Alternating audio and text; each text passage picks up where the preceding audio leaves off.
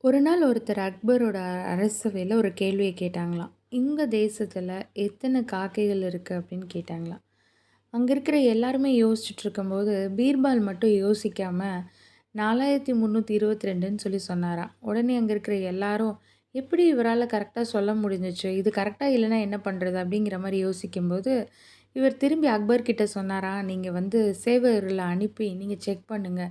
ஒருவேளை இதுக்கு கம்மியா இருந்ததுன்னா, அந்த காக்கைகள்லாம் அவங்க சொந்தக்காரங்கள பார்க்கறதுக்காக ஊருக்கு போயிருக்கும். ஒருவேளை இதுக்கு அதிகமா இருந்ததுன்னா, சொந்தக்காரங்கள பார்க்கறதுக்காக வெளியூர் காக்கைகள்லாம் இங்க வந்திருக்கும்னு சொன்னாங்களாம். எல்லாருமே ரொம்ப மலைச்சு போயிட்டாங்களாம். வேதத்துல ஒரு வார்த்தை சொல்லப்பட்டிருக்கு. "யுத்த ஆயுதங்களை பார்க்கிலும் ஞானமே நலம்." பல நேரங்கள் எல்லா விஷயத்தையும் மத்தவங்க மாதிரியே யோசிக்காம, கொஞ்சம் வித்தியாசமா யோசிக்கும்போது, நம்மளுடைய நேரமும் மிச்சமாகும், நம்மளுடைய உழைப்பும் மிச்சமாகும், நம்மளுடைய எனர்ஜியும் ரொம்ப சேவ் ஆகும். எல்லாருக்கும் ஞானமா பதில் சொல்றதுக்கு கர்த்தர் நம்மள நடத்துவார். ஏன்னா, அவர் எப்பவுமே நம்ம கூட இருக்கிறார். God bless you.